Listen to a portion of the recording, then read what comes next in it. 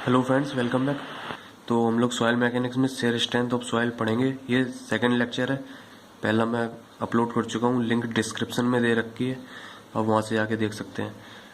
तो stability analysis of sand, Mohr's theory, ये क्या है? मान लीजिए फाउंडेशन है, इसके ऊपर लोड आ रहा है। ये फाउंडेशन के नीचे एक पार्टिकल है, इसका एनालिसिस कर रहे हैं हम। ये इसका 3D बनाया फिगर। इस पे एक सिग्मा 1, सिग्मा 2 एंड सिग्मा 3 तीन स्ट्रेसेस आ रही हैं। Sigma 1 major principal stress, sigma 2 intermediate principal stress and sigma 3 minor principal stress. Principal plane and principal stress, अगर आपको ये नहीं पता है तो इसकी लिंक डिस्क्रिप्शन में दे रखी है, वहां से जाके आप देख सकते हैं। ठीक है। प्रिंसिपल प्लेन्स वो होते हैं जिस पर शेयर स्ट्रेस 0 होती है। Okay. 3 mutually perpendicular planes are called principal planes. ठीक है। जिसपे सिर्फ नॉर्मल स्ट्रेस काम करती है वो प्रिंसिपल प्लेन्स होते हैं, और जबकि शेयर स्ट्रेस उन पर 0 होती है। ओके। तो ये मेजर हो गई है सिग्मा 1, और ये सिग्मा 3 हो गई है माइनर, और ये सिग्मा 2 गई है इंटरमीडिएट प्रिंसिपल स्ट्रेस। ये सॉइल पार्टिकल है, इस पे हम लोग फोर्स का एनालिसिस कर रहे हैं। अब 2D एनालिसिस कर रहे हैं तो सिग्मा 1 ले लिए और ये सिग्मा 3 ले ली। मान लीजिए ये एक इंक्लाइंड प्लेन ए है। ओके। जो मेजर प्रिंसिपल स्ट्रेस से थीटा एंगल बना रहा है।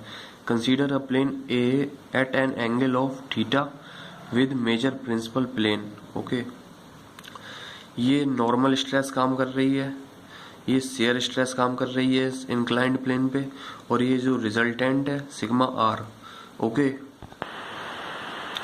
तो ये जो सिग्मा आर है ये बीटा एंगल बना रही है नॉर्मल से। तो नॉर्मल स्ट्रेस के लिए फॉर्मूला हो गया है सिग्मा एन बराबर sigma 1 plus sigma 3/2 plus sigma 1 minus sigma 3/2 into cos 2 theta. ये फॉर्मूला कैसे याद रखना है? ये कॉस 2 थीटा कॉस से ले लेंगे। कॉस में नॉर्मल जिंदगी जीता। ओके। तो नॉर्मल में कॉस आना है, कॉस। ये कॉस और साइन में कंफ्यूजन हो जाता है, तो यहाँ कॉस के लिए कॉस में नॉर्मल जिंदगी जीता। और शेयर स्ट्रेस के लिए फॉर्मूला हो जाएगा sigma 1 minus sigma 3/2 into sine 2 theta. तो एस है और यहाँ पे ये एस है, तो यहाँ से साइन 2 थीटा। ये सेकंड टर्म यहाँ से यहाँ आ जाएगा सीधे, और साइन एस से यहाँ ये याद रहेगा। ठीक है। रिजल्टेंट स्ट्रेस सिग्मा आर बराबर ये हो जाएगा अंडर रूट सिग्मा एन का स्क्वायर प्लस टाउ का स्क्वायर। ये ऐसे हो रहा है, अगर ये इसका रिजल्टेंट हो गया है सिग्मा एन का स्क्वायर प्लस टाउ का स्क्वायर अंडर रूट। ठीक है। Angle of obliquity tan beta बराबर टाउ अपॉन सिग्मा एन। ये वाला ऐसे हो रहा है, ये यहाँ पे मिला तो बीटा बराबर ये हो जाएगी टाउ लंब बटे आधार। ओके। Perpendicular upon base.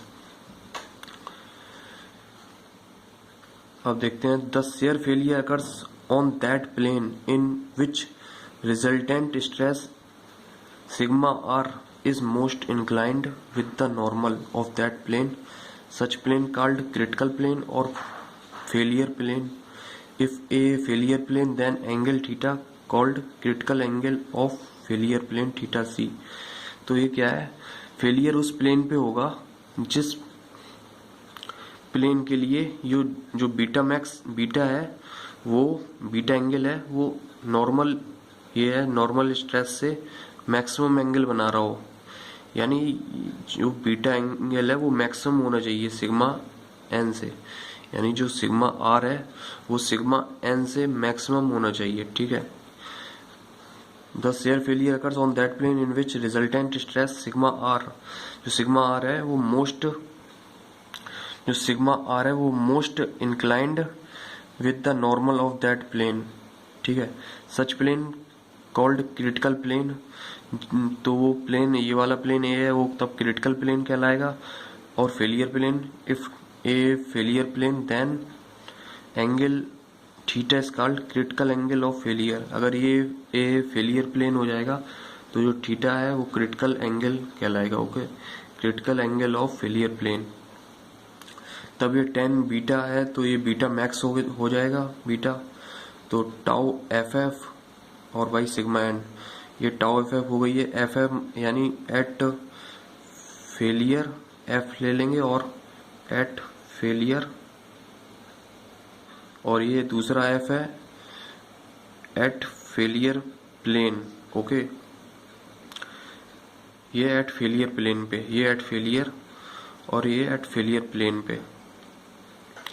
तो अगर आपको वीडियो पसंद आई है तो like, share, comment and subscribe करना मत भूलिए। Okay, thank you.